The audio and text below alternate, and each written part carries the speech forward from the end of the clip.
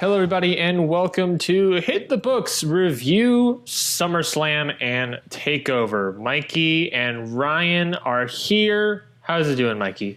Pretty good. We still don't have a name for this this review show we do. Yeah, but I think maybe it doesn't need a name. Maybe we cut the branding and just make it Hit the Books Presents TakeOver Toronto and SummerSlam 2019. Review. We do have to say we are reviewing, I guess. That is part of the brand. We didn't sponsor TakeOver Toronto and SummerSlam. That we know of. We don't know. I mean, they took our ideas for it, so technically we might have.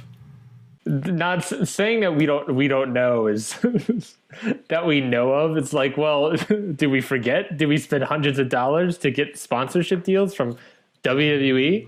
I don't know. I hope not.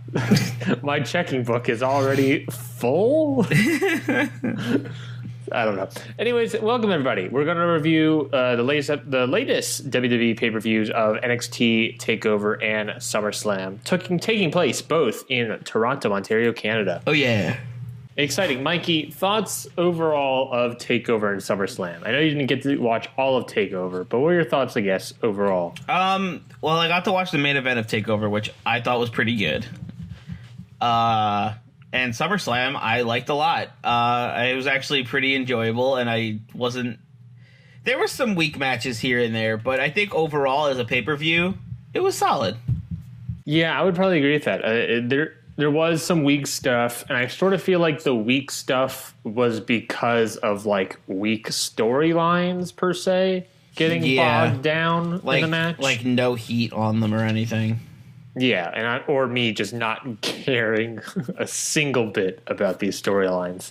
Yeah. And I think, all in all, it was a good show, and it's sort of like, you know, a story, if rumors to be true, Heyman and Bischoff are officially taking over Raw and SmackDown, then maybe it's a good point, marker on the ground for being a transitional point between these different quote-unquote eras. Yeah. Well, let's talk about TakeOver first. TakeOver Toronto first. Mike, you didn't get to watch all of it, but I did because I am the responsible adult. You lucky son of a gun. Well, I watched it all. So I watched TakeOver and SummerSlam back to back at the time of recording yesterday.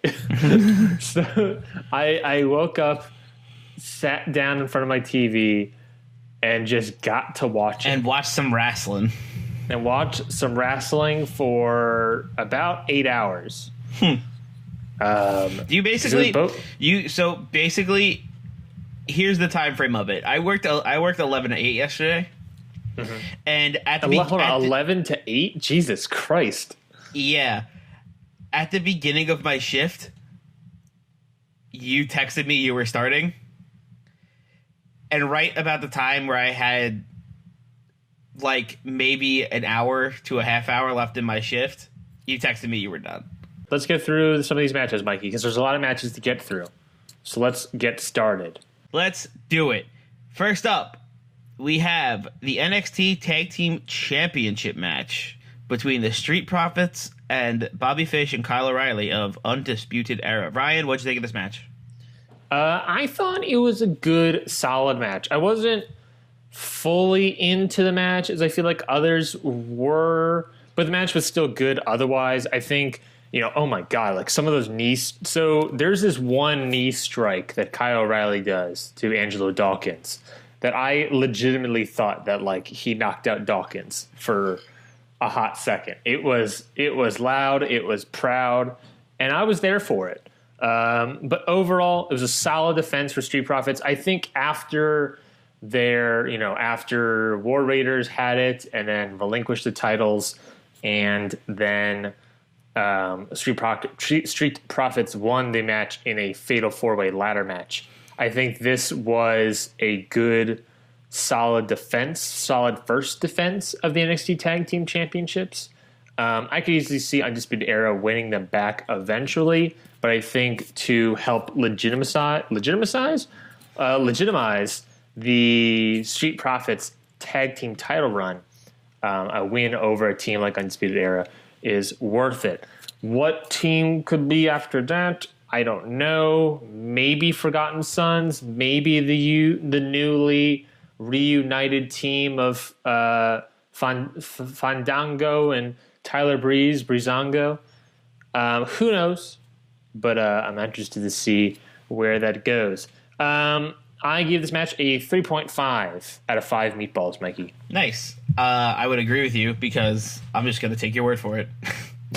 Because you didn't see the match. Because I didn't really watch TakeOver that much. I was busy that night with other nerd obligations like Dungeons and Dragons. But I had it on in the background, so I heard commentary, and I know the results. But I didn't actually sit down and watch these matches full through, except for the main event, which I got a chance to see. This will be a theme going forward, Mikey, but honestly, it's not too bad that you missed this TakeOver. Yeah, I've heard it was kind of, in terms of TakeOver, it was kind of lackluster. Yes. I texted you, it was like, it wasn't the best TakeOver in a long time. Like, it was kind of the worst one for a long time. But a bad TakeOver is still a great pay-per-view. Yeah. So, if you missed it, I would just recommend maybe like 2 matches from this show to watch if you missed it. 'Cause it's not too bad that you missed it. A lot of this is still, we're growing. Like I said, of the tag match off the top, it was just a first defense, helping establish the reign. So it's not like something you really, really needed to see. Yeah. But we'll go on into the next match that I believe you really need to see, Mikey. So the next match I have here is Io Shirai versus Candice LeRae. This match was great, Mikey. This was a very, very good match. If there's any matches, if there's 2 matches that I say you need to take some time and go and sit down and watch, it's probably this one, Io Shirai versus Candice LeRae. I'm very much glad to see Candice get in the actual ring for an actual match. Yeah. And actually not be with her husband, because it's great. Candice LeRae is an amazing wrestler, and I'm glad to see an amazing wrestling match from her against another amazing competitor in Io Shirai. So basically, like, if you like what you see in this match, Mikey, then get ready, because I will not be surprised if this match is eventually for a title or number 1 contendership or something, or throw in Baszler, make it a triple threat, because this match was great. And I think they only showed a sliver of what they can both do. I thought it was interesting that both competitors in this match, it's a little bit of a spoiler, Mikey, but both competitors in this match kicked out of each other's finishers. Ooh. Candice LeRae kicked out of the moonsault.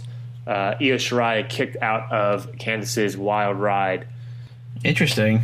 It was very interesting. It was a way to me, and how it was like presented and everything. It didn't make their finishers look weak. It made each other look strong, which I thought was good. Sometimes it makes the finishers look weak, but I felt that was like this makes people look strong. I think maybe that New Japan logic, where it's just like in NXT as well as New Japan, not so much WWE. Not many people kick out of finishers. Unless you're Johnny Gargano. Unless you're Johnny Gargano. But not many people kick out of finishers. And when you see it, it's pretty nice. Especially with, Candice is fairly new, so seeing someone kick out of it, sort of, But it made it look, to me, both of them look strong. I can't wait for more. I gave this a 3.75 out of 5. Next up, I'm going to take a quick detour, and I want to hear your thoughts about this Matt Riddle Killian Dane brawl. It doesn't have to be long, just what you think it might be leading to.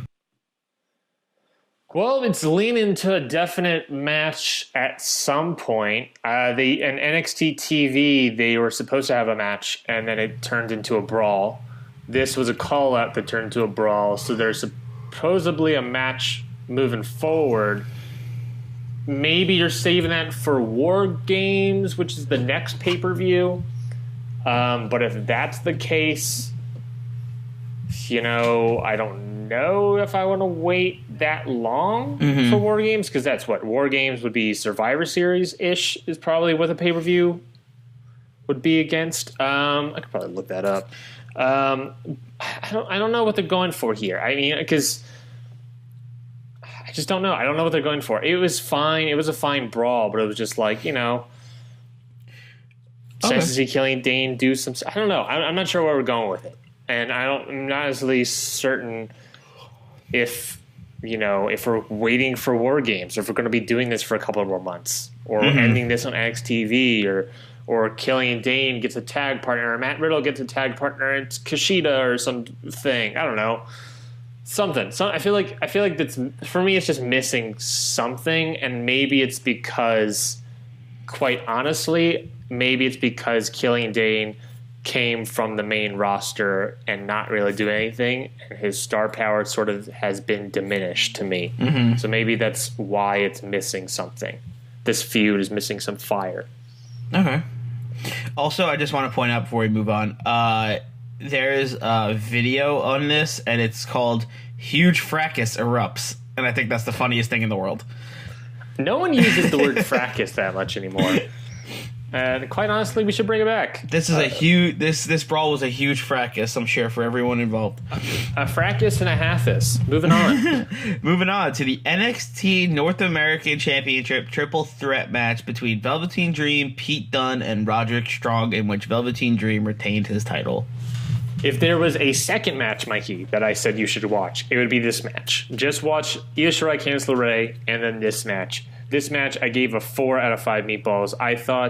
I'm a big fan of when they do triple threats in the way where it's like it doesn't turn into a one-on-one match at some points, where it's like they beat up one guy and then throw him out of the ring, and then he's gone for like 10 minutes because they're doing a one-on-one match. It's basically just like 3 different one-on-one matches rather than a triple threat. Exactly. There was, of course, moments in this match like that, but those moments were, like I said, moments. They weren't minutes. Yeah. It never felt like, it became a one-on-one match and they were going back and forth. It constantly felt like the 3 of them were in the mix throughout the entire match. I am usually a fan of Velveteen Dream's entrances, Mikey, but I wasn't the biggest fan for this one. Yeah, this one seemed kind of like he was just pandering to Toronto rather than just being like doing a Velveteen Dream entrance where he's making fun of his opponents or something. Yeah. I would have loved if he just twisted it and came out like Bret Hart, right? That would have been fun. Yeah. But really, for me, it was like he comes out. So we had Velveteen Dream, or if he wanted Monster Heat, come out like Shawn Michaels. Ooh, oh my God, that would. Oh boy. But what I would have liked let me set the scene here. It was Velveteen Dream. His entrance starts. It's a Canadian flags and people coming out to the theme song for the Mountie. If you remember the Mountie. Exactly. And then the people that are dressed up like the Mountie take off their Mountie wear, and then they're all wearing Toronto Raptors gear. It's the Toronto Raptors cheerleading team. Oh, was it? I think perfect.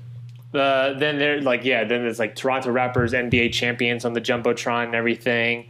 And then Velveteen Dream comes out, dances with the cheerleaders for a little bit, then makes his entrance. And I was sort of like, this would have been fine. It felt overfilled. Yeah. It would have been fine if you cut out the Mountie bit or you cut out the NBA champion bit. Just cut out. It was 3 bits. Just make it 1. You know what it kind of reminded me of? What? It kind of reminded me of Sonny Kiss's entrance at Fight for the Fallen.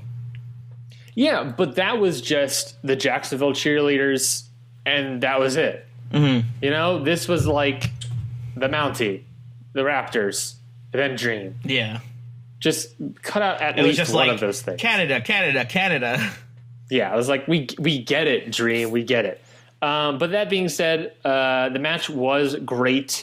like I said, there was never a moment where it became a one-on-one match, which I loved. There was high energy, high intensity, good teamwork, surprising, teamwork moments. Well, like surprising teamwork moments that immediately turn into hitting each other, like moments where Pete Dunne and Roderick Strong were working together and then immediately start attacking each other.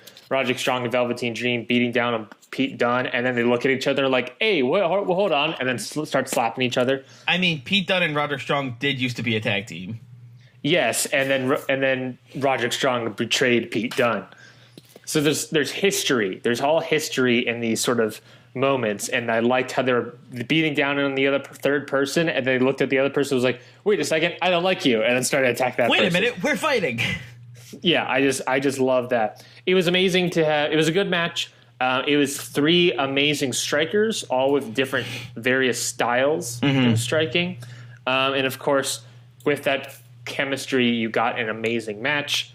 I loved it. Also, at some point, Roderick Strong went through, was on ringside, grabbed Velveteen Dream through the ropes, slammed him down, and pulled him through to have his bottom half hit the ring post. And Mauro Ranallo said, just like the Toronto Raptors, the NBA champions Toronto Raptors, nothing but nuts. And I was upset. I wasn't angry, Mauro, but I was definitely upset by nothing but nuts. And I wanted to write that down to move forward. Honestly, not even in wrestling, but just in general, one of the greatest commentators of our time. Oh, yeah. Easily one of the best. But Jesus, he's a fucking reference machine. Have you watched? But also nothing but nuts. Have you watched? They put it up on YouTube. Bipolar Rock and Roller. It's a Mauro Ranallo documentary. It is very good.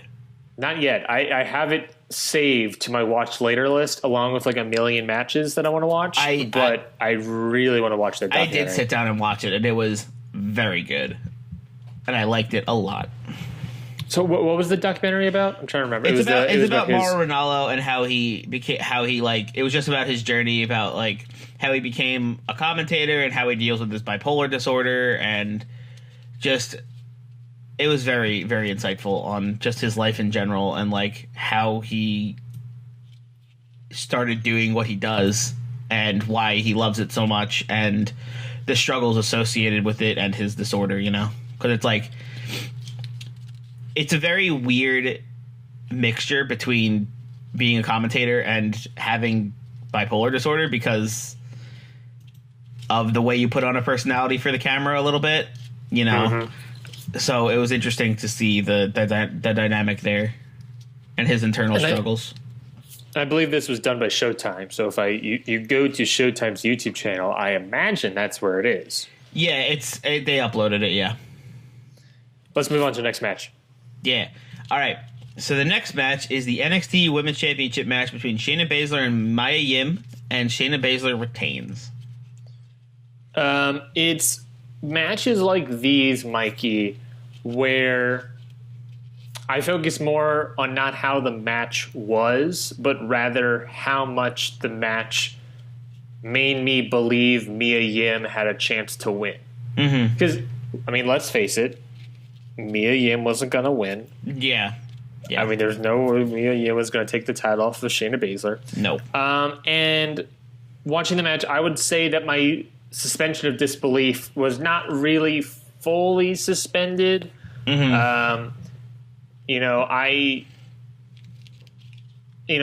was mainly the idea was no point where your mind was changed from, Shayna's going to win this match. Yeah, there was. The whole premise of the match was that, look, Mia Yim attacked Shayna Baszler's arm, so she can't strike as well, and it hurts her to use it. And hopefully that could build up. And then there's the Avalanche Code Blue that I believe was supposed to be the pop, supposed to be the moment that made me believe, Mia Yim's got it. But I don't know what it was, but I never quite got there for me. Maybe they needed more time. Maybe they needed more of another big moment. But I never got fully convinced that Mia Yim has this. I was always like, oh no, Shayna's going to be fine. Yeah. Maybe it's just because Mia Yim hasn't, in my mind, been built up enough to make it an obvious title change. Yeah. Like, for instance, if it was, if we went to a Candice LeRae title defense next, I would be like, oh crap, Candice can take it. Because already she's been built up with this Io Shirai match. Yeah. But here I wasn't fully on board of Mia Yim potentially getting it. That being said, it was a fine match. Probably the weakest of the night for me. Definitely, I guess, according to the rating. I give it a 3 out of 5 meatballs. Yeah, I heard there were some sloppy spots in this match as well. Yeah, there was a little bit of sloppiness. I think mainly because it was Mia Yim's first ever takeover, so I'm going to give her a little bit of wiggle room on that front. But yeah, it wasn't the best match of the night, which is fine. Maybe disappointing because if I look back at my notes, I kind of feel like Shayna Baszler has been getting the lowest rating for me for a while. I think it's because her title run is getting stale. And I agree. I agree. And it's at the point where it's like, well, now who's going to take the title from her? Like, there hasn't been a credible threat built up to beat Shayna.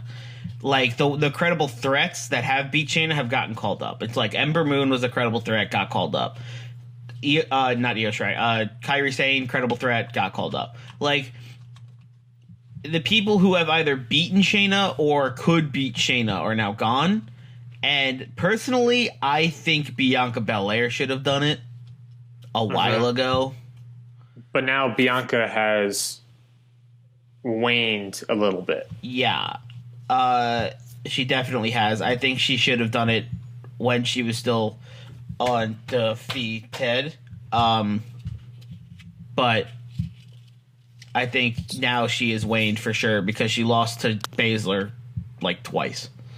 So that being said, Mikey, who do you see taking Shayna Baszler's title? It's either gonna be it's got to be one of the two women from the match earlier tonight. It's got to be either Io Shirai or Candice LeRae. To me, if you're going that route, it's either a one-on-one match of Candice LeRae and Shayna Baszler, or it's a triple threat to give it to Io Shirai. Yeah, those are the only two options I could see right now that are a credible threat to Shayna. Mia Yim's not there yet. Bianca Belair has been MIA for the past few weeks. I think the only two that could do it right now are Io Shirai and Candice LeRae, honestly. That's the only options I see. Yeah. I've thought about, like, there's been a lot of, like, insanely long women's championship reigns, haven't there? Yeah. And Asuka's, I feel like Asuka's never got this stale. Because Asuka was always having compelling matches with people who have been built up properly, who always felt like a threat. I feel like with Shayna Baszler, at this point, they're just throwing people at her, to get her in a match. Also, Asuka, I believe, if memory serves me correctly, Asuka started her title reign as a face, and the longer it went on, she became a heel. Yeah. So that you were able to not only get different challengers, but get a different Asuka. So it never became stale. Shayna Baszler has always been a master heel. The only new thing she added was Duke and Shafir helping her out, which is doing basically nothing for me. Also, yes, but it doesn't really change much. It's just like, oh, now it's more distractions. Because now it's really like, I think it's because every time she gets in a feud, her argument is always, "I run this women's division. I'm the best," and that's it. Yes, because that's what it is. That's her character. I mean, it's like, okay. Exactly. Where do we go from here? Like, what do you do from there needs to be something to hook me in, and it's like what she's doing right now isn't. I completely agree. Anyway, on to the next. Next up, a match I actually did watch. Hey, the NXT Championship match, 2 out of 3 falls match. Adam Cole, Johnny Gargano, basically 3 stages of hell. Yeah, it was interesting that it was basically a 3 stages of hell match, but they never called it that, and they continuously said 2 out of 3 falls. Yeah. It's a 2 out of 3 falls match with special stipulations. Is what they're calling it. Yeah. It was interesting. 3 stages of hell match between Johnny Gargano and Adam Cole. Ryan, thoughts? I thought this was a brutal war of a match. I agree. I thought it was very good. The first fall was interesting. I thought they played up the knee angle good. I wasn't like happy exactly with like how the first fall ended, with Johnny Gargano just being like, you know what, F it, and DQing himself. Because think about it. It's like Johnny Gargano is an idiot now. He's a moron. He DQ'd himself, and because he could have won that first match, right? He could have out-wrestled Adam Cole in that first singles fall match, and then he won the street fight. Then they would have had and then he eventually lost. Like, if he didn't do that, he probably would be the champion. And it's like, well, why'd you do it? Just so you can beat him up with a chair? I think the kayfabe idea was that he was trying to beat him down enough that in the last 2 falls he would have an advantage, and he would. Yeah, but still, if you're in a 2 out of 3 falls match, you can't. Don't DQ yourself. You're putting yourself down at the bottom, 0-1. Yeah, it's not a great. So that was a good part. Second part of the match, the street fight was, I thought, good. It was basically all Gargano. Yeah, it was basically all Gargano the entire time, going around the ring, going around the arena. A lot of good stuff. The spot during the Spanish announce table was good. Yeah. It was good. It was a solid. The second fall was good. Third fall was also good. God, that goddamn steel cage. Me and my friend who was watching it were fixated on that bag the entire match. The bag? Oh, yeah. We were like, what is in that burlap sack? We were so convinced that NXT was going to bring out the thumbtacks. I was hoping for it. That's where I was like, oh my gosh, there's a bag. That's what I thought. I was like, oh my god, is that thumbtacks they have in there? And I'm sure the crowd thought the same thing. And then he dumped it out, and it was kind of okay. He dumped it out, and I'm gonna say wasn't disappointed. There was a bunch of brass knuckles, which was cute. Yeah, it was just like, oh, William Regal set that bag up. Yeah, this brass knucks. It was handcuffs, and it was a wire cutter. I was able to get that barbed wire, and I thought that made that death-defying leap to close out the match itself was insane to watch. All those different camera angles and replays really set up the brutalness that was that fall. Adam Cole cut himself up on that barbed wire. You see his back? Oh, I'm sure.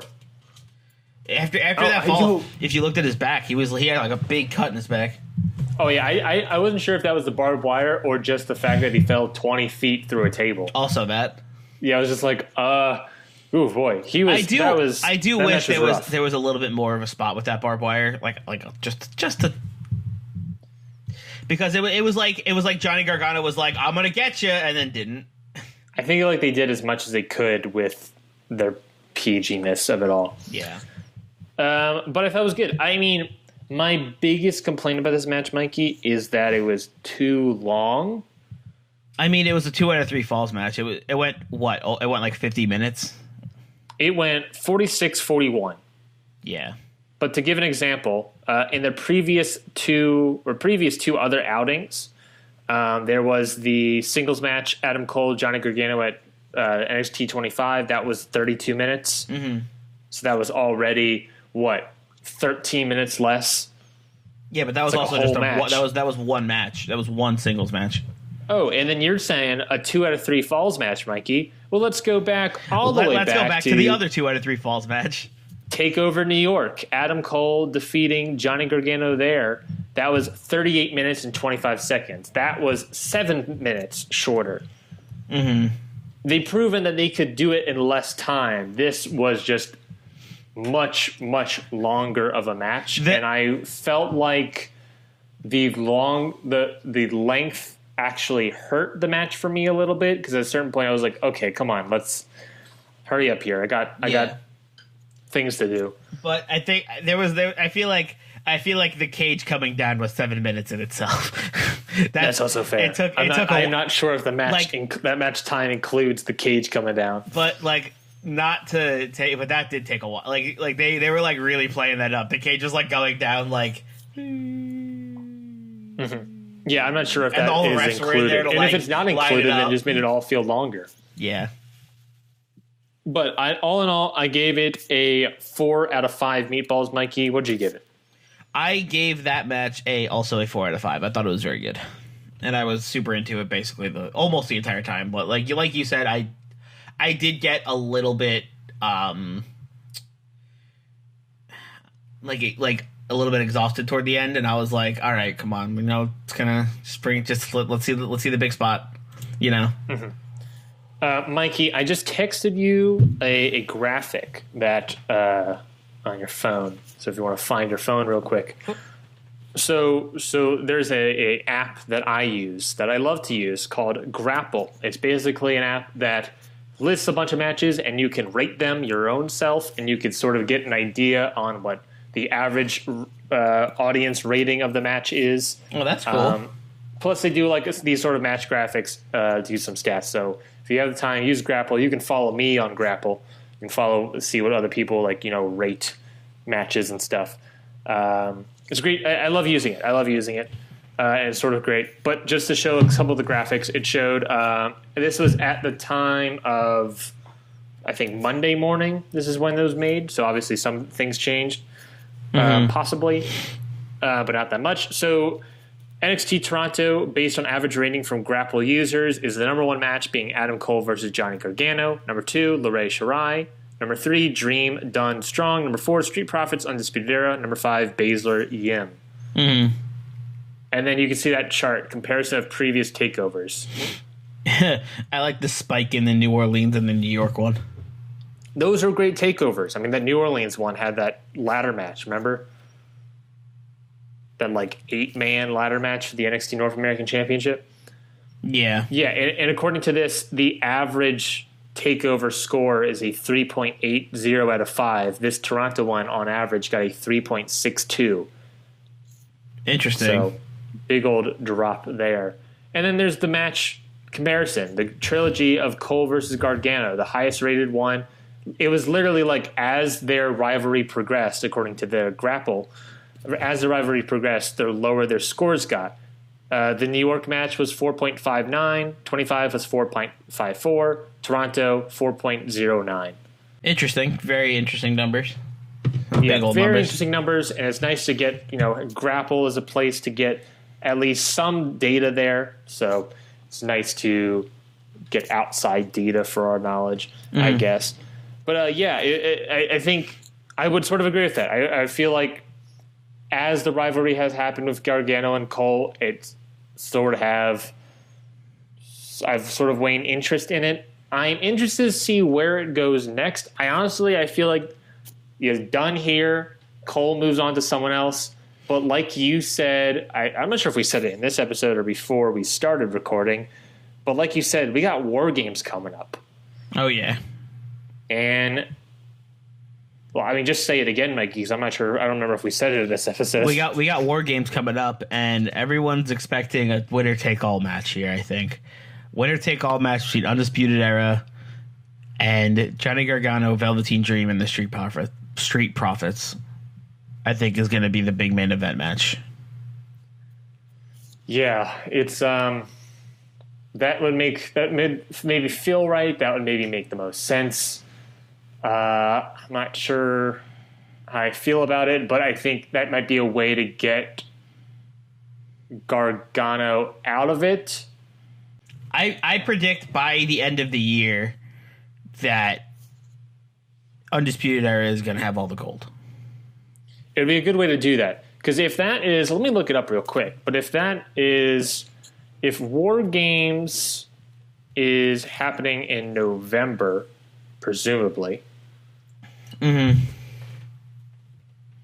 then that would mean that Let's see. If they're happening in November for War Games, that would mean that yes, November 23rd. That would mean that SmackDown has moved to Fox. AEW has started their weekly TV, and rumor also has it NXT would be possibly on FS1 at a 2-hour show. Yeah, that could be interesting. With all of that being said, that means War Games would be the first ever pay-per-view for NXT in a 2-hour format. So they want to hit all the stops. And what's the biggest match you could do? Possibly a War Games match with winner takes all championship. Yeah. I'm super down for NXT on TV as long as Triple H is still running it. I mean, I am under the assumption that the internet, it went abuzz because they were like, oh, Vince McMahon would do that. But I believe it was reported by a shoddy reporter. So I would not take that with any grain of salt. Honestly, if it ain't broke, don't fix it. Vince shouldn't touch it. Vince, in fact, wanted to no longer get bogged down in the weeds of Raw and SmackDown. That's his quote, not mine. He's focusing on the XFL, baby. Of course. He's got XFL, and he's got a bunch of other projects to be working on. If it ain't broke, don't fix it. Keep Triple H there. Have Heyman run Raw, Bischoff run SmackDown. He's still going to oversee it all. Maybe not.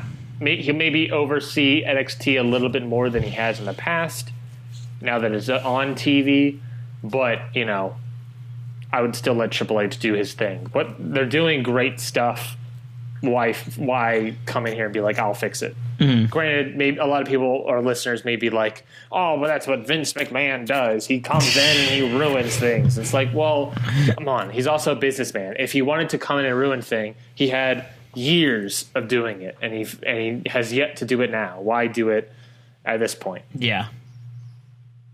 Why do it at this point while he's also taking control of 2 other jobs? Mm-hmm. It doesn't make sense. It doesn't track logically. Yeah. But yeah, let's take a quick break, Mikey. When we come back, we'll talk SummerSlam. Why don't we, Mikey? Let's talk the biggest party of the summer. The biggest party of the summer.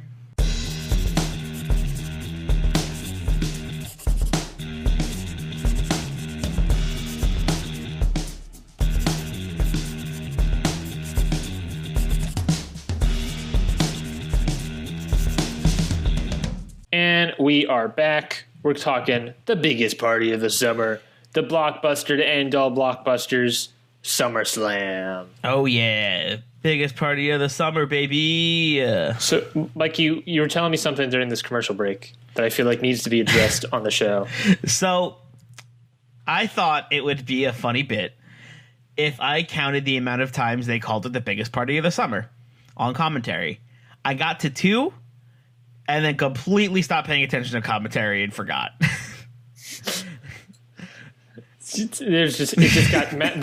don't know if that says more how exciting the matches got for you, how boring the commentary got for you, or just your lack of will.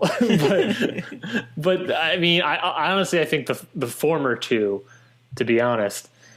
But I'm gonna try to Google it. How many times? I mean, it's possible. I mean, I'm sure Michael Cole said it a million times. But while you're looking that up, I'm going to start introing the first match of SummerSlam, which was, well, I guess we'll talk off first, Mikey. Did you watch the kickoff show for SummerSlam? I watched the second. I caught the end of the second match. Okay, well, we'll talk about that as well then, because I watched kickoff. Unfortunately, there's no result. Dang. The first match of the kickoff was Drew Gulak successfully defending his 205 Live Cruiserweight Championship to Oney Lorcan. Oney Lorcan is just all over the place, huh?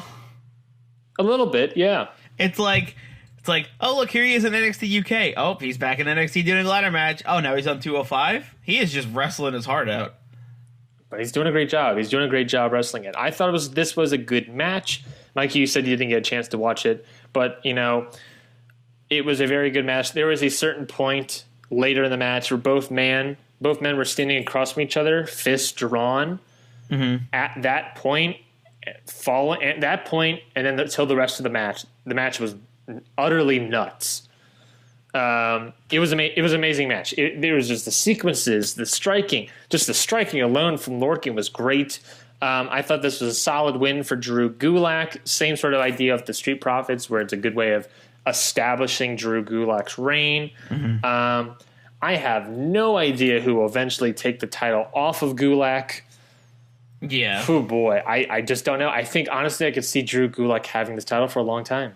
Yeah, I always knew, like, I don't even watch 205 Live, but like I've seen Drew Gulak a couple of times in the ring, and at that point I was like, he is ultimately going to be champion for a while one day. Mm-hmm. It does feel like he should be holding it for a while. I honestly feel like it's one of those things that's like you're gonna call up some of the 205 Live to take the title off of Gulak. I thought he was definitely going to take it off of Buddy Murphy, but then they waited on that, and I'm happy they did because he is a good champion, I feel like. Mm-hmm. Mm-hmm. I give this match a 3.25 out of 5. Nice. Let's move on to the next match, which was Buddy Murphy, his official main roster debut on the kickoff show of SummerSlam against Apollo Crews. This match did end up getting to a no contest, I guess a disqualification, when Rowan attacked Buddy Murphy during the match. I gave this a 2 out of 5, Mikey. Yeah, I would have liked to see more action between these two guys, but I get what they were trying to do. They're trying to push the story between Buddy Murphy and Roman Reigns and Rowan because of how the false accusations and stuff. I understand. Yeah, it was definitely a point to advance that storyline. They were talking about it all match, but we have to say it was nice seeing Buddy Murphy on the main roster finally, right? Yeah, for sure. He went to SmackDown Live in April and wasn't seen since until August. An incredibly long time. SmackDown's best kept secret. I'm finally glad to see that best kept secret for once in my gosh darn life. I'm glad he's being used. I'm glad it should be said as well. That following Tuesday on SmackDown Live, he got a one-on-one match against Roman Reigns. He did end up losing, but it was a killer of a match. And he showed off immensely. He kicked out of a Superman punch, for God's sakes. Damn, buddy. He did a great job in that match. That was a much better start to his SmackDown Live career than this Apollo Crews match was. Mm-hmm. So I gave this match a 2 out of 5. Yeah. Moving on is the Women's Tag Team Championship defense of Alexa Bliss and Nikki Cross against the Iconics, Bayley Kay and Peyton Royce. Yes. With Bliss and Cross ending up getting the victory once again. Yep. Makes sense. Yeah, I mean, this was a solid title defense. Again, establishing careers, establishing titles, legitimacy and stuff. There was rumor, apparently, saying that the Fatal 4-Way that we got on Monday Night Raw was supposed to be the SummerSlam match. Interesting. But Heyman voted against that, saying he'd rather have it on Monday Night Raw to give it the time it deserves than on SummerSlam where they have to rush it and make it all shorter and stuff. Good call, Heyman. Yes, and I totally agree on that front. There was a amazing move where Peyton Royce did this sort of like backpack knee slam towards Alexa Bliss. I believe it was actually Nikki Cross. Take that back. And that was beautiful to watch. The setup for all that was beautiful. Delivery popped me for a whole sec. All in all, a good match. Helped me lead into SummerSlam. Yeah, it was great. I liked it a lot. I do want to talk about. I think it was right after the kickoff show. I believe Elias opened SummerSlam. Oh, yes. I know what you're talking about now. I believe Elias opened SummerSlam with the performance and was interrupted by none other than Edge. And that got me to pop. It wasn't just his arrival that made me pop, right? Mm-hmm. It was the fact that he came out and speared Elias. Yeah, he got physical, which was surprising. That was a great thing. That was a great thing to see. He did the spear. When he did the spear, and he did the whole thing where he runs his hands through his hair, and that was like for a that moment where he was running his hands through his hair to that spear, I was like, damn, I'm back in like 2011. Like, yeah, fuck. Yeah, like, that was a big old pop for nostalgic pop for me. I was like, damn, I'm 13 again. Like, holy shit. That was a great moment. That was a great, honestly, moment. I heard You Think You Know Me, and I popped. I was like, fuck. Yeah, him hitting the spear was great. That was honestly, I don't know what that means. Obviously, that's a somewhat of a good bill of health for Edge. Granted, it's one spear, but it's Edge doing a spear, that was amazing to watch. Yeah. I remember I was like, oh, an Elias segment, whatever, and I was like on my phone, and then I heard him say one line, and I was like, wait a minute, and then I heard You Think You Know Me, and I was like, ah! That's awesome. But I got very excited when Edge came out. Edge used to be my favorite wrestler when I was a kid, so. Let's move on to the main card of SummerSlam. It was Becky Lynch, the man, versus Canada's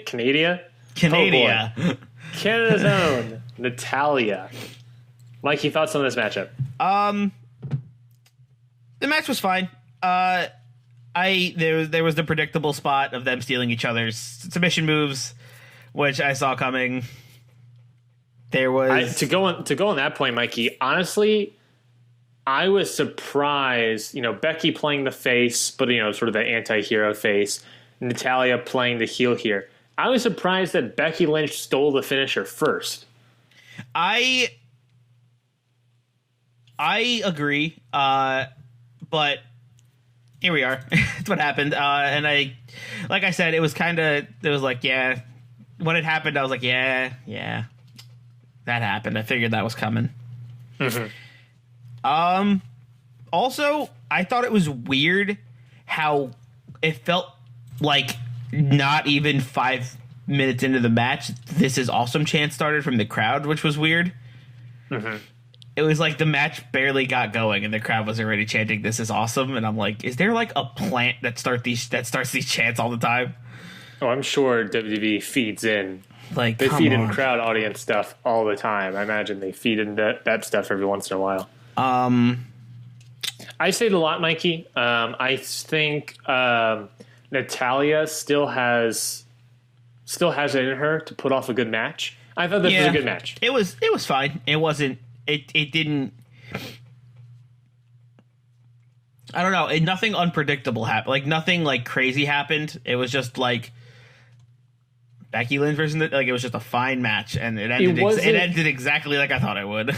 It wasn't a WrestleMania match, but when you're going out there and selling a good, simple story, it was really good. It served its job. It did the job well.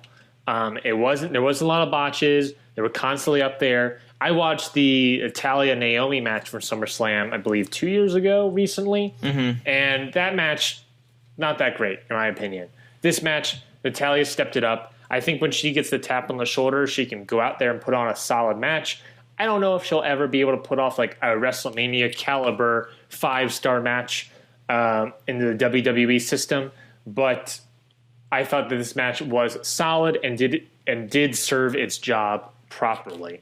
Yeah, I gave this a match a 3.25 out of 5. Yeah, I gave it 3 meatballs for sure. I just thought it was a good match. Also, one of my questions I had on here immediately got answered on Raw the next night.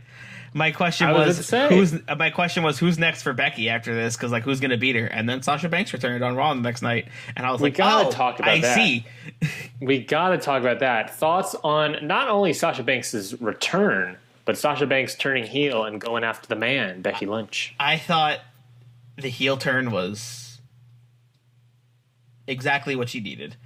I wasn't a fan of her coming out with the wig and just being like, haha, I'm a heel now because my hair's blue. That was kind of stupid. But otherwise, I think she could have came out with the blue hair and just been like, "Hi, hi, oh, Natalia, you did great. Fuck you," you know. Fair. Like, she didn't need to pull off the wig. She didn't need to do the visual heel turn. Like, she was like, "Oh, I'm heel now because my hair is blue. Got you guys." Yeah, I understand, like, the idea of, like, yeah, you're right. The visualness of, like, oh, this is the babyface, pink-haired Sasha Banks. The old Sasha Banks is gone. Like, I change all of a sudden. Yeah, I understand what you're saying there. Maybe I sort of agree with you. It just seems so on the like we get it. She turns heel. You didn't need to just like shove it down our throats like that. Yeah, I'm excited to see a Sasha Banks return. I wasn't expecting Sasha Banks to honestly return to WWE. It's also ironic that this was officially, rumor has it, the first Wednesday Night Raw with Paul Heyman and possibly no Vince McMahon. Mm-hmm. Don't know if that has anything to do with anything. Yeah. But Sasha Banks has returned. She is on Monday Night Raw. She is here, and she's going after the man, Becky Lynch. That, honestly, I mean, in our universe, Mikey, that was our SummerSlam match. Yeah. Weird. I don't know what... Weird. I assume, is this rivalry going to last us for the next 2 pay-per-views, and then Survivor Series happens? I don't know what we're doing with it. I don't know, but I think Sasha Banks going after Becky and turning heel was definitely the right call. Yes. I imagine this could easily be the WrestleMania match later down the road. For sure. They have a huge Austin Rock mentality, so let's tap into that, make it great. Yeah, I agree.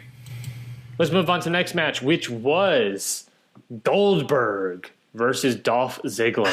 So during SummerSlam, I actually got my dad to watch SummerSlam with me because he was home and on the couch anyway, and I was like, "Hey, Dad, you want to watch some wrestling?" Like as a joke, and he was like, "You know what? Fuck it, sure." So he sat with me and watched it, and this is where I got the chance to explain to him what a squash match was. Hey, there it is. I was like, this match was coming up, and I was like, "Oh, this is gonna be a squash." He's like, "What?" He was like, "What do you mean?" I'm like, "Oh, this guy's gonna just like absolutely destroy this guy." And my dad's like, "Why?" And I'm like, "It's gonna make this guy look strong and this guy not." But honestly, Mikey, and Goldberg is old, so he can't go very long anymore. True. I mean, well, he's old, but also Goldberg. This is a squash match. Is the only match that Goldberg ever does. Yeah, it's the only match he's good at. We saw what happened when he tried to do a long one. There's like 2 or 3 instances where Goldberg tries to do long matches, and every single time it's like, oh, Goldberg's really bad at wrestling. He needs to be this kind of character. I would say, yeah, it was a squash match that made the other guy look weak. Those 2 super kicks, especially that first one from Dolph Ziggler to Goldberg, popped me hard. I was like, holy crap. It's a super kick party. I was like, Dolph Ziggler, for a second there, I was like, holy crap, oh my God. I did not expect that to even happen, right? I didn't even expect Dolph Ziggler to get any offense in, let alone 2 super kicks, let alone his finisher twice. Yeah, that was... Well, his finisher isn't it's the zigzag, right? Is his finisher? And it's a little bit of both because he has Shawn Michaels ripoff. Yeah, but I mean, well, he usually does a super kick to set up the zigzag. Yeah, something like that. But still, I was not expecting to get any offense in, and let alone 2 moves on Goldberg. I wouldn't necessarily argue it as a squash match because like Dolph got some stuff in and honestly didn't look too bad. He honestly didn't look like he got destroyed by Goldberg. I mean, in this loss toward the end he did. I'll say that with a giant asterisk because following this, he then called out Goldberg twice more, for not fighting him man to man, even though he literally just got beat in a fight. Yeah, I don't. So whatever credibility he earned earlier for me in the match with those 2 super kicks with that offense, is gone. He lost at this point. Yeah. I don't know. I was like, dude, why are you acting like the Black Knight from Monty Python? Like, you're already down. Stay down. 'Tis but a flesh wound. I don't know. I don't know what that was supposed to Yeah, I don't know what what's they're happening doing. with it. I don't have no idea what they're doing with Ziggler after that. It's just like, hey, you beat me. Come kick my ass some more. Like, okay, listen, Ziggler. I don't get listen, it. you masochist freak. I just feel like he's getting paid by the spear. He gets paid by the word. Yeah, I don't know. I don't know what that was. I think give this commentary match- made that joke, and then he gets paid by the word. Yeah, I did give the match itself a 3.5 out of 5. I thought I gave it way higher because the offense from Ziggler was honestly way better than I thought it would be. Oh, I didn't really give it a meatball rating. Okay, I think I'm just gonna go with you here. That's fair. Did this match? Honestly, you and I did not watch the Undertaker match because Saudi Arabia. Yeah, but we all heard about it. Does this match redeem the Undertaker match? I think for me it does redeem Goldberg's character, even though it was just Dolph Ziggler. But it's just like, yeah, damn, he's still just a big powerhouse who can just beat anybody up. Like, personally, for me, it didn't fully redeem it. I think maybe because it's going to be hard to fully redeem yourself from that, but I think that it's helping.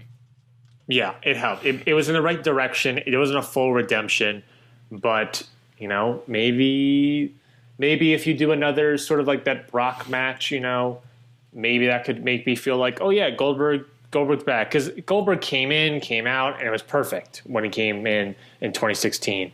Yeah, and 2017, it was just like. Now it's sort of like, okay, it's Goldberg. Yeah. Move on to the next match. Ricochet. Well, AJ Styles. United States Championship. Before we move on to the next match, I do just want to take a quick minute and say that the spot in between these matches with New Day and Drake Maverick was very funny. The New Day and Drake Maverick? Yeah. The New Day was hyping up Kofi for his match, and they were like, we got something special for you to hype you up, and they were like, it's Drake, and then Drake Maverick came out. I'll take your word for it. It was funny. I thought I just have a note here that says I love the New Day, I love Maverick, and that's it, because it was just a really funny spot. I'll take your word here, Mikey, because fun fact about WWE Network, after you watch it live, it has a button that has next match, and when the match ended, I just hit that and go straight to the next thing. I watched it live, so I saw it happen, but it was funny. That's fair. Next match is Ricochet versus AJ Styles for the United States Championship. Mikey, what are your thoughts on this matchup? First off, OC looks badass. They looked great coming out. The tights the brothers were wearing were great. And what the fuck was AJ? Not AJ. What the fuck was Ricochet doing? He was doing a Nightwing from DC. I guess. Yeah, it was bad. Honestly, I didn't like it. It did not look good. It didn't look that good. He looked like a crappy Stardust. It looked like a crappy Star. It looked like he was trying to do Nightwing from DC, who was trying to do Black Panther. Yeah, it was interesting. He's the resident superhero, so I understand what he was trying to do, but I didn't really like. I don't know. Full body suit and not working for you. So besides the wardrobe corner, Mikey. Sorry. Thoughts on the match itself? Match itself was fine. It was a good Ricochet match. Good AJ match. It was good. I don't know. I didn't get as into it as I thought I would. Honestly, it was just kind of like there was like heel shenanigans, some club shenanigans. The camera, there was a weird spot where the cameras were like shaking a lot. But it was fine. I talked before about my disdain of matches where limb targeting is used incorrectly. Yeah. And by incorrectly, I mean they stop an opponent's moveset. So, for example, I sort of lambasted AEW's Brotherhood versus Young Bucks match as a poor way to do that, because I felt in that match that it was just stopping the Young Bucks from doing their high-flying shenanigans. They had to now work a technical match, work a different style that didn't make that match as good for me. Here, in this match, I believe Styles and Ricochet used it correctly. Yeah. I agree. There was a lot of limb targeting that went in the right direction. I saw an Anaconda Vice from Ricochet, which was interesting. Yes, because I was just about to get to that. Styles attacks Ricochet knee, not just because it was easier to hit, Styles' submission move, but it slows down Ricochet. Ricochet's still able to do his high spots. It doesn't stop him from doing his high spots, but we still get to see his hot spots, see what makes him great, but then he mixes it up by sprinkling in some more technical stuff like the Anaconda Vice. Yeah. I like how he did a lot of he did some of his high flying moves on one leg. He did that springboard. Exactly. An amazing example of what I'm talking about here, Mikey. It is like he's still able to do what puts him over. Don't take that away from your moveset if you're like, oh, my knees hurt, let me not do high flying moves. It's like, okay, no, how can I do it while still, making myself look great, but also still do something cool? And then it's like, oh, now he looks better because he was able to do a springboard 1 foot. So what always gets me in Ricochet matches? It's not the high flying stuff that gets me. It's when he does those deadlift Germans or the deadlift suplexes. Yeah. He is a strong guy. Like, he is powerful. He is a dense human being. He can do all this crazy high flying stuff. He's got the technical wrestling, and he could just freaking deadlift a human being and just throw him around the ring. Like, that's pretty crazy. Mm-hmm. Oh my gosh! Imagine Ricochet versus Pac. That'd be wild. Shout out to Dragon Gate back in the day. I do think it was interesting that AJ Styles. I thought this was a good point, saying that AJ Styles worked the knee, but it was the use of Gallows and Anderson distraction that helped get the win for AJ Styles, which is what I expected. Yeah, it's what you expect to a certain point, but it was like it wasn't the knee work that tore down Ricochet. It was the camaraderie, the OC-ness, that's the teamwork, yeah. The teamwork that allowed it. To me, it put over Gallows and Anderson. Because if they did nothing, that would be stupid, right? Yeah. The fact that led to the victory, to me, puts them over. I will say I do prefer heel AJ, and with the club. I think this is the most interested I've been in AJ in a while.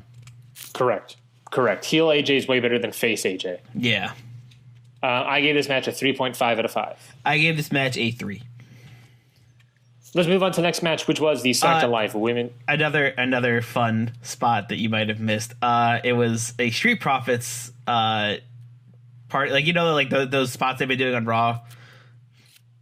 It was like one of those where they were just hyping up everybody, and then Ric Flair showed up and they had some fun. Oh yeah, they were just partying. I think who's the big guy in the street? I always forget his name. Who's the big guy in the Angelo Dawkins? Yeah, Angelo Dawkins was talking about how he wants to get it with Nikki Cross, just saying. Because they were just like doing basically a recap of SummerSlam. They were like, the Alexa Bliss and Nikki Cross retaining their titles, and then Angelo Dawkins was like, Nikki Cross, by the way, hit me up. You can get it anytime. I was like, whoa, damn.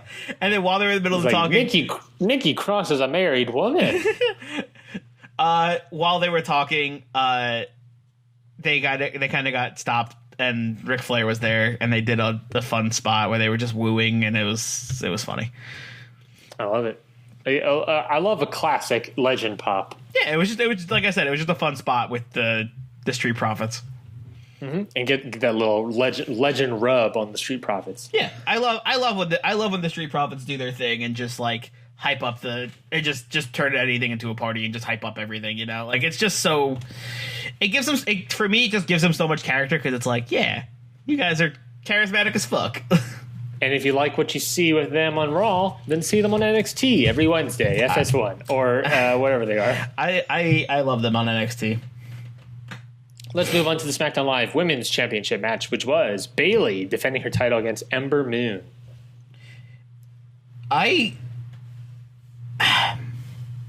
For me, Bayley's reign is getting the same effect as Shayna's. Interesting. Much shorter, But you're saying it's gotten much staler quicker. I just was never into it to begin with. Oh, okay. I don't like her cashing in the Money in the Bank and winning. It didn't like it just didn't feel like it was like, yeah, all right, like that happened. And now her reign kind of is just like, like I'm not into it. Like it's just like Bayley. I think it's just Bayley's like, I want to wrestle somebody. And somebody's like, I'll wrestle you. And she's like, okay. And then they wrestle and Bayley wins. And it's like, okay, all right. You want to know match. You want to know my theory on why that is? Why? Because of the Ronda, Charlotte Flair, Becky Lynch storyline last year, that really hurt almost every other woman in this division. Yeah. Because almost every other, I mean, look at Ruby Riott. She got destroyed in like less than 5 seconds to Ronda Rousey. Yeah, that was rough. Because we all know how I feel about Ruby Riott. Yeah, that storyline of Lynch and Becky and it took over both brands for months. Yes, and it hurt all the other competition. Yeah. So we're in a rebuilding phase, and I'm okay with Bayley taking on these other people. Because I thought this was a good match. I thought this was a good, solid match. I agree. It was totally fine. Like, it was not a bad match at all. I thought this match helped Ember look good, especially on a high-profile SummerSlam type matchup. But I think we're in the point where we have to rebuild a lot of the women in this division. And I think this match helped Ember's star power in that sense. Honestly, I think we're going to be doing this for a while, and then, at WrestleMania we'll do Charlotte Flair Bayley, and also WrestleMania we'll do Becky Lynch, Sasha Banks, and we'll get 2 women's matches, both all 4 members of the 4 horsewomen. Bayley wrestles like a heel. Whoa, okay, hold on. Explain this hot take, Mikey. Bayley does a lot of rope. I saw a lot of submissions like near the ropes and how she was holding it for a long time. A lot of like keeping them in the corner, doing a lot. She was like stomping Ember Moon in the corner for a while. She does a lot of moves on the ape. Like she'll like drop him on the ape. Like it feels like very heelish when she wrestles. Who are you talking about? Bayley? Bayley, yeah. Oh, next Bayley match I'm watching. I gotta be looking out for this stuff. I would say rewatch this. I would say rewatch this this match, and just like she does a lot of stuff that I noticed that heels do a lot. We'll have to report back on this hot take at a later date. I'm interested. I didn't notice stuff like that before. It's the thing though. It's not like she's doing it like she's not doing it to be a heel. Yeah. It just happens to be similar to what heels do. I gotta check that out. I gave this a 3.25 out of 5. Mikey, what was your meatball rating? I gave this a 3. You're a 3. Okay, yeah, I'm definitely going to have to check out that Bayley heel tactics. I'm interested. Maybe in this match she wrestled kind of heel to help put over Ember Moon as a good guy. Yeah, maybe. But I don't know. Conspiracy theory hats. It just seems like the way Bayley wrestles. It's not like I said, it's not a good or a bad thing. It's just how she wrestles. Just kind of gives me that vibe of like what I don't know. I don't know what it is. I'm gonna have to check that out. I'm gonna check that moving forward. But speaking of moving forward, let's talk about the next match, which was Kevin Owens taking on Shane McMahon. With Kevin Owens' loss, he would quit his job at WWE, but luckily he did not lose, and in fact won in the hometown of Canada. 2 things. Shane bored the fuck out of me in this match. The enforcer role is stupid. Yep, I wasn't into this match. I would agree. I was also not in this match. It was great for the hometown crowd. But honestly, just want the storyline to be over with Shane McMahon. And according to SmackDown Live later that week, it's not over. No, he came out again, and Kevin Owens did did what the entire WWE universe did, and it was just like, ugh, when he heard Shane McMahon's music. Instead, on SmackDown that last week, we got the same match, except it was Samoa Joe instead. Yeah. Yeah. It was dumb. I think at SummerSlam, I think it was stupid. I just think the special guest enforcer was just a stupid role. That made no sense. He could have just been a manager and it would have gotten the exact same effect. I think it's just like the fact that Shane McMahon is in power. It's like instead of a manager, make an enforcer. He should have just been like, well, we have a special guest referee now, and Elias, you know. Mm-hmm. Like just have that happen.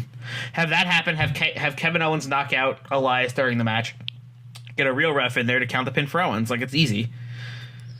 Yeah, I don't know. It wasn't that much in this match. I thought, it was fine. I gave it a 3. Yeah, I gave it gentleman's 3. I gave it a 2.5. I kind of came around on it toward the end a little bit, but I don't know. I was like throughout most of the match, I was just like, meh. I will have to say, Mikey, we gotta give some props to Shane McMahon, right? I guess. Well, I'm gonna give a little bit of props to Shane McMahon here. I'm gonna be a positive Pansy. I can't do alliteration. A positive Pamela here. And Shane McMahon, if I'm not mistaken, has wrestled every pay-per-view since the Royal Rumble. Don't quote me on that, but he has been constantly wrestling, every weeks or so for a long time now, and that he is someone that is not very young, and he is still able to do coast to coast, go through tables, all this sort of stuff. I got to give props to Shane McMahon. He is, as someone who he is, he has no reason to be doing any of this stuff.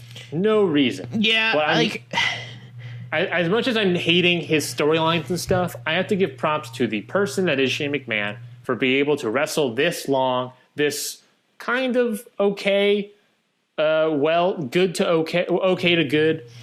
I got to give props to him. I think for me, it's like Shane relies on those big spots where he like goes through a table or does like the crazy suplex from WrestleMania or does the coast to coast. Like, he relies on those too much, I think, because when it comes down to it, his actual like wrestling and his stupid strikes that look awful every single time really just take me out of it. Like, it's like, oh, he did the coast to coast, and it's just like after that he does nothing else. Like, it's like, yeah, he did his thing. Yeah, he did his thing. Oh, he did a big spot. Now the rest of the match, but like, it's like he does a big spot and it's cool, but the rest of the match is like really underwhelming and boring to me.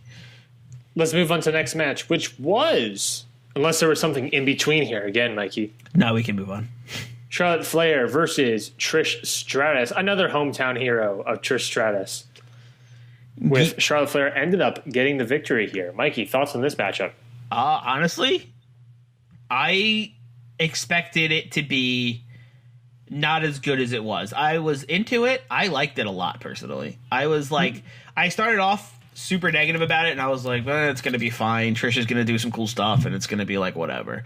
But it turned out to be just a pretty good match. I was really into it, and I thought Trish Stratus put up much more of a fight than I expected, honestly. I thought she was just going to be like, oh, look, a Stratusfaction. Oh, look, a chick kick. And then, like, Charlotte Flair. Like, that did happen. But also there was a lot more other stuff that happened, which kind of got me into it. I thought Trish herself was a little wonky at the beginning. I think she came around, though. Exactly. I think as the match went on, she got a little bit more comfortable. She still wasn't like, the best, but it was like she got more comfortable, she got more into it, and she was able to solidify herself. Yeah, in my notes, there's one point where it says not much of a dream match, and then later it says match much better now. So like I could I saw it also come around, and it was like, okay, now I'm into it. Like, there was like one point where it turned out to be really good. Also, I think Trish does the figure eight better than Charlotte. Hot take. Her figure eight looked way more deadly than Charlotte's does. It did look pretty good. Like, she bridged hard. She did. I thought this was I was interested that this match happened after the Owens match, especially based on the outcome. Mm-hmm. with Trish losing in this matchup, or Kevin Owens, Canada's own Kevin Owens, won. A little bit earlier. I expected Trish to lose. Me too. I knew Charlotte Flair was matches happening back to back. It was interesting that they did happen back to back. Also, Stratus took a pretty nasty bump at one point.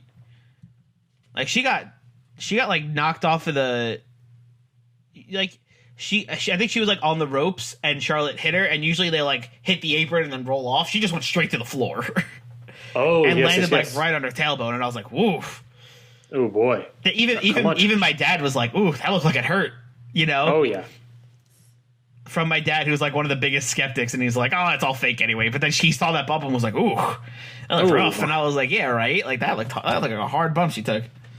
Charlotte was definitely carrying this match, of course, but naturally that's just what's going to happen. But I thought Trish did a good job in this match. I thought Charlotte did a good job playing heel in this match. Hopefully this match against Trish can help reset Charlotte for a little bit, or distract her a little bit before moving after the title. I don't know what's next for Charlotte Flair, but I thought it was good. I gave it a 3 out of 5. I gave it a 4. I thought this was a match of the night for the women, honestly. Like, I think this was the women's match of the night easily. Then let's move on to the WWE Championship match, which was taking place Kofi Kingston versus Randall Keith Orton. The match was good, ending bad. Yeah, there are two parts of me that are very conflicted on this match, right? As a fan, this match ending was pretty BS. It was absolutely BS. The crowd was even chanting bullshit, and on my notes I have agreed bullshit. It should have been a more concrete finish. I agree. Now, I guess it was just a way to continue the feud, I guess. Yep, that's the second part of me. The booker in me is looking at the pay-per-view calendar and sees, oh, what's that? TLC around the corner? Kofi Kingston has a lot of small feuds to cement his championship legacy. He's got Samoa Joe. He's got some other people that I don't remember. But it was a bunch of setups, pay-per-view match, Kofi wins, next person. It was just that over and over again. Now here is potential for the long story. Kofi Kingston eventually has to have a longer storyline rivalry. And I think this is it. I think this is that rivalry. I don't know. I don't know how it should be, how it should work out. But you got TLC around the corner. You eventually have a TLC match there. Kofi does a thing off a ladder. Randy Orton does a RKO. Yada yada yada. Right to self. It looks like for TLC they are setting up New Day versus Orton and the Revival. Because last night on SmackDown, the Revival came out and helped Orton beat down the New Day. That also turned to a 6-man tag. Yeah, which is also interesting because the New Day have the tag titles. Kofi's got the WWE title. You're pitching a lot of winner takes all matches here, Mikey. It just feels like what they're doing. Like I feel like at TLC it might be a big TLC match, because I don't know. It's probably going to be 2 matches, but I could also see it being a 6-man for. It would be cool if it was for everything, but I don't want to do too many winner takes all matches. It just feels like what they're doing. I think TLC would be the last pay-per-view before Survivor Series. Mm-hmm. So I honestly think they'll go 6-man. I think they'll do that Survivor Series match.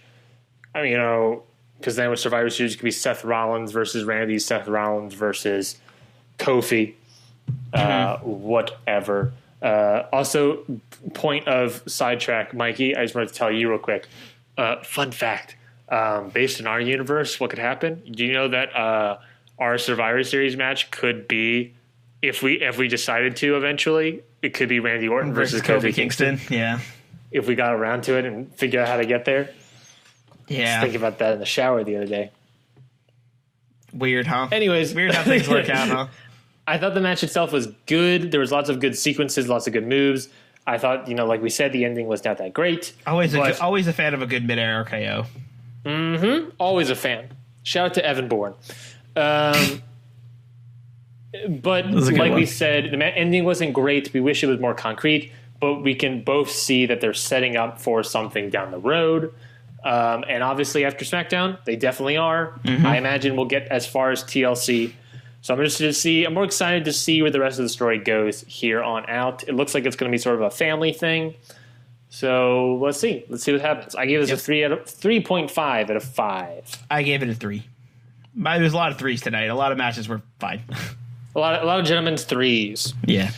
Let's move on to the second of last match of the night. Bray Wyatt, the Fiend, versus Finn Balor.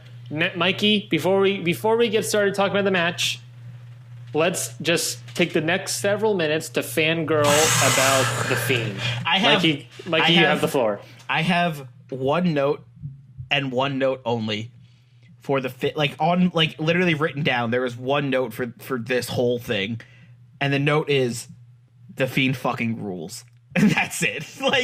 Holy, wow.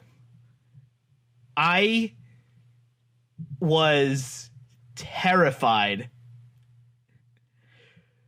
from the beginning, and I think I texted you as soon as it happened, and I was like, oh my god, you need to watch this. He came out, dude. When he came out, I thought at first he was like, oh, is he wearing a different mask? And then it zoomed out, and I was like, oh my god, that's a fucking head lantern. And the theme song remix, just everything about it was so cool. Terrifyingly cool. If I could give meatballs to the production team, I would give them 6. Yeah, that was unreal. The camera team, the lighting, the production, the prosthetics, the makeup, everyone involved in the presentation. Even the Fiend wins, his scary lighting stuff happens. Then it cuts to black. We get some creepy laughter from Bray Wyatt. And then we cut to the entrance ramp where the Fiend's looking around see you around in your nightmares, and then it disappears. Oh my god. Just everything about it was just... I am...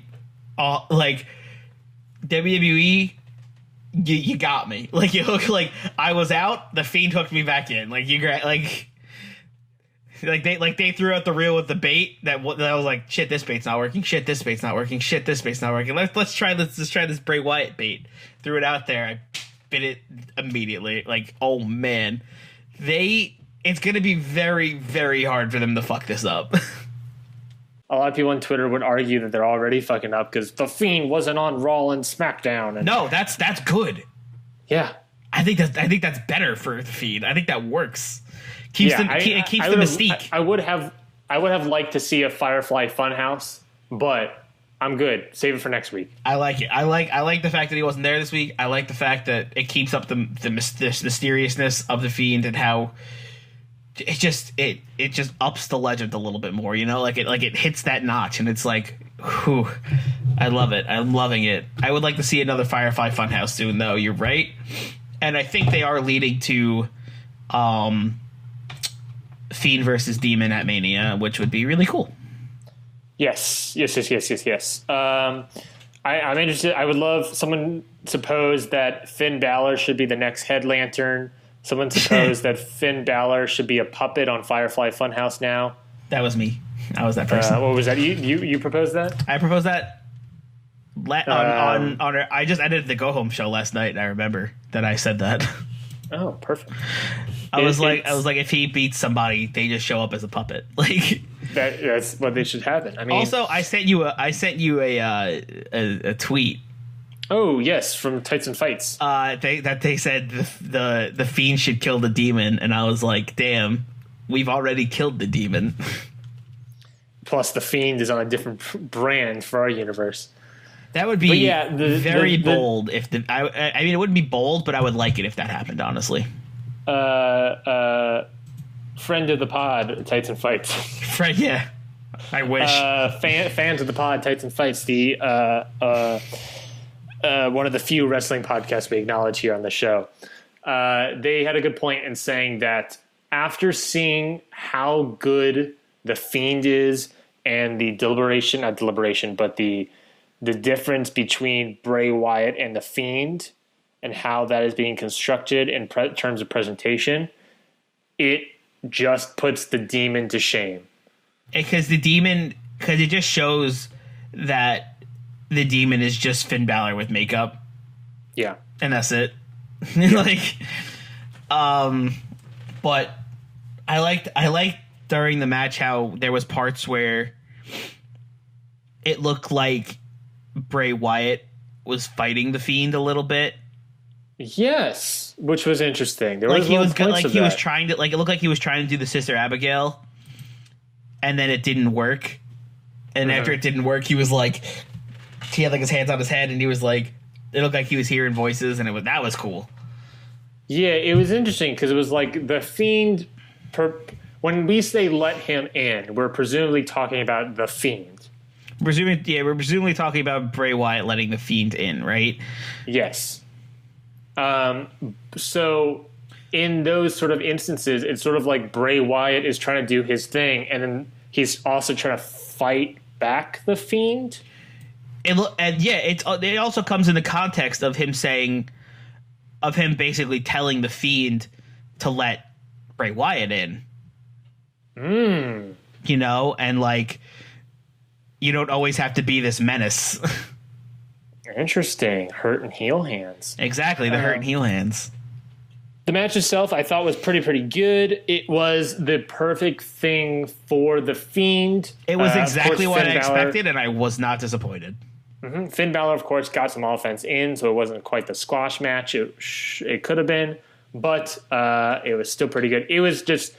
I had a feeling Finn Balor was going to get something in. You know, I thought I knew it wasn't going to be like a full-on squash, but... It was the perfect thing for the Fiend in terms of presentation and showing off the Fiend itself. I gave this match a 3.75 out of 5. I went higher than most people because I just love the Fiend and everything presentation. I just thought it was perfect for the Fiend, so I went higher on my match rating in that regard. I gave this match a 4.25. I just thought it was really good, and I was really into the Fiend and every aspect of the Fiend, and I think Balor did a great job of selling this match, of just making, like, when he first entered and it showed that shot of Balor, just like, what the fuck did I get myself into? Yeah.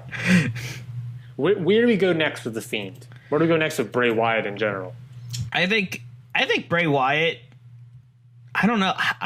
I can't wait to find out, though. Balor makes sense, but Bray Wyatt going after... I honestly don't know. Well, why not? Let's just have the Fiend destroy the King of the Ring tournament. That would be cool. Bray Wyatt's not involved in the tournament. Let's just have the Fiend run amok inside of it. That sounds good. Why not? I mean, just have him pop up. It's like it's like an hour old tag. Remember way back when we had a tag team tournament and Sanity lost their first match, but then we're just there the whole tournament? Yes, and still being involved. Yeah. Let's just do that. Let's just have the Fiend popped up randomly and just destroy people. Because you could do it. You have the whole lighting clocking out stuff happening. Mm-hmm. Just do it. Why not? What's the worst that can happen? You got the Fiend over? Yeah, right? Like, cool. That's what you want. You set up a couple feuds with the Fiend against other people? Perfect. Yep. Do it. Yeah. Let's move on to the next match, which was the main event of SummerSlam, and that was Seth Rollins defeating Brock Lesnar for the Universal Championship, Mikey. I gave this match a 4.5 out of 5. I thought this was a great-ass match. Match of the weekend for me, quite honestly. It was good. I liked it a lot. I think I gave it a high rating too. I gave it a 4 because it was just like, it was a kick-ass match. It was a lot of big spots. It was heavy hitting for sure. Yes. It was not technical in the least bit. It was these two guys just beating the crap out of each other. Which it needed to be. It needed to be that brawl. I agree. No, I agree with that. It made sense. To me, to put my conspiracy theory hat on, Mikey, I would imagine that this is what was supposed to be the WrestleMania match. Yeah. But, with the Kofi, which was obviously not planned, with the Kofi Kingston stuff, the Becky Lynch stuff, we were not supposed to have this at SummerSlam. We were rather supposed to have this Seth Rollins-Brock match at WrestleMania and have the fireworks and all the stuff going for Seth Rollins. But happening here, still worked, still was good, set up quite well, and hopefully, you know, it did now feel a little awkward because of how short Brock held the Universal title again. But that's fair. That was the only thing. It was like, yeah, it's one of those things that's like, I'm going to forget that Seth won the title at WrestleMania, feuded with Corbin for no reason for months, and then had the actual match at WrestleMania. Yeah. Like, or had the actual match at SummerSlam. I'm going to forget all about that stuff later. I'm just going to remember it's like, oh, okay, cool. If now moving forward, you can have Seth Rollins against actual better competitors than Baron Corbin, then even better. We get some... hopefully this is a more permanent Universal title run on Raw. Yes. And I think, you know, Heyman's also behind the wheel overall, so I'm excited to see where we go from here. Do you think there is a point where we will get Bray Wyatt versus Seth Rollins? Putting it out there now. Yes. I thought you were going to say Bray Wyatt versus Brock Lesnar. Do we possibly think, here's a pitch, Bray Wyatt, the Fiend, beats Seth Rollins, wins the title. The Fiend wins the title? Oh my god. Fiend wins the title. Finn Balor wins the Royal Rumble. Set up for Demon versus Fiend Universal title WrestleMania. This will be one of those conversations that we have on Hit the Books, our weekly and it could, realistic fantasy booking podcast every Tuesday. This is one of those conversations we would have on there, Mikey. And it could be like if the Demon wins, he gets the Universal title, but if the Fiend wins, the Demon dies. It's like that whole our whole thing. Yeah. That we did. That basically exactly the same thing we did with Drew and Finn. Are you saying we're WB stealing ideas again? I wouldn't mind them stealing this one because it'd be pretty cool to see that match. Yeah, that's fair. I don't know. I don't think the only issue I have with that is that I don't think the Fiend versus the Demon needs the title with it as well. It doesn't, but like if Finn Balor, awesome. I'm just trying to figure out how we're gonna get Finn to challenge. I'm assuming Finn is gonna put out the challenge, right, when he comes back. Mm-hmm. Probably. Yeah, it'd be interesting. What we plan to do as well, Mikey, have Finn gone for however long and have him return at the Royal Rumble as the Demon. Damn. There is something to say that I believe rumor also has it that there's being reported that Finn Balor is pretty much going out for 2 months. He's taking vacation, taking sabbatical for 2 months. He's getting married. Yes. So that is August. That's September, October. Puts him back around October. That could be setting up for Survivor Series to have a match against the Fiend, possibly. But in the meantime, the Fiend has to be going on a tear. I don't know if I currently see the Fiend ever winning the Universal Championship. I think right now, its ceiling is mid-card title. The United States Championship, I would love to see something like that, but I don't know. I would like to see Bray at the top one day. Oh yeah, we've had it. Bring me back to Elimination Chamber. It was his WWE title run felt kind of lackluster because of the way they fucked up his character, you know. But now, with this persona, he could actually have and if he could actually have a decent run, it could be really great. Yeah, we're in definitely one of those things where it's just like, where do we go next with the Fiend? Yeah, I sort of feel like King of the Ring tournament, just run amok in there, and then you feud with whoever wins the King of the Ring tournament. Yeah, it could be cool. If it's Ricochet versus the Fiend. Okay, I like that. Because right now the Fiend needs to really feud with guys it can destroy, like Ricochet, like Balor, like Cedric Alexander, like I don't know, some other guys. Like you can't do Brock yet, right? Yeah, definitely not. Seth, that could be a title defense, honestly. Yeah, but then I don't want the Fiend to lose yet. The Fiend can't lose until it's the Demon. That's the only time. That's the problem. That's the problem with the whole the Fiend killing off the Demon is honestly, I feel like the only person that can kill the Fiend, or the Fiend should lose to, is the Demon. And I think the only person the Demon should lose to is the Fiend. 2 out of 3 falls, baby. Let's do it. 3 stages of hell, literally. Oh my god. Make the last match an Inferno match. Just have all the paint melt. Oh. Oh my god, that'd be amazing. Holy crap. Oh my god. 3 stages of hell. Have it like, match have, Inferno. Have it like Hell in a Cell. What's like another? It's like Hell in a Cell Inferno match. House of Horrors. But like good this time. But a good time. They'll call it the Firefly Funhouse. Hardy Compound. The Firefly Funhouse match. Instead of the House of Horrors. But the match is just a cartoon show that we're watching. It's animated. It's animated. That would be wild. Or just cut all of it. Just make it an Inferno match.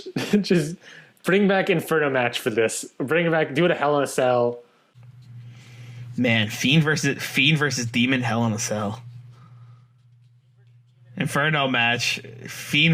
Just give me Fiend versus Demon at some point. At least once. Oh, yeah. But, dude, think about it. Think about Fiend versus Demon Inferno match. Think about the Demon, like inching the fire closer and closer. And just that image. Think about that image of the Fiend, that mask, putting Finn Balor closer to flames. Holy crap. Wow. That would be terrifying. Talk about nightmares. Yeah. Physically, it's like this is an amalgamation of Kane and Undertaker, and I don't want to go full hog on this one. Plug this in my veins. Oh, yeah. That was our reviews of SummerSlam and TakeOver. If you want more, you can always subscribe to this YouTube channel, to this podcast feed, and listen to our weekly show of Hit the Books. Like I said a little bit earlier, we are a realistic fantasy booking podcast. That means we pretty much book every episode of SmackDown Live, every weekly episode of SmackDown Live, including our own versions of pay-per-views with our own very own roster and all that stuff. Oh, yeah. You can also follow us on Twitter at HitTheBooksPod. There we vote.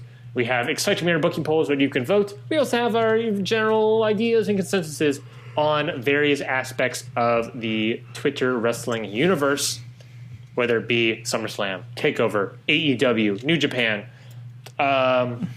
Wrestle Circus, that doesn't exist anymore. But whatever we feel the need to talk about or criticize or review or whatever we feel the need to, you can follow all of that at HitTheBooksPod on Twitter. Quick sidebar. Orange Cassidy is freaking on AEW. I'm so excited. Mikey has never been happier in his life. Oh, I'm excited. It's going to be Orange Cassidy and AEW and then his wedding day. And then those are Mikey's 2 greatest moments in his life. The 2 greatest days of my life. And then his baby is like 3rd. And then my baby's name is going to be Orange Cassidy. Next show we're going to review, of course, is going to be AEW's All Out, which at the time of recording is 17 days away. Oof. Getting close. Getting close. So we will see all of you. Until then, everybody, we want you to have a nice day. Mick Foley, have a nice day. It's really not that great of a closer. Have a nice day. It's fine. It's fine. So I guess, okay, bang, bang. Boing? Boing, boing? Bye, everybody. And cut.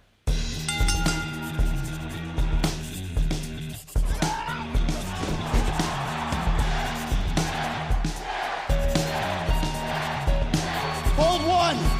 Arm drag. Don't tell me.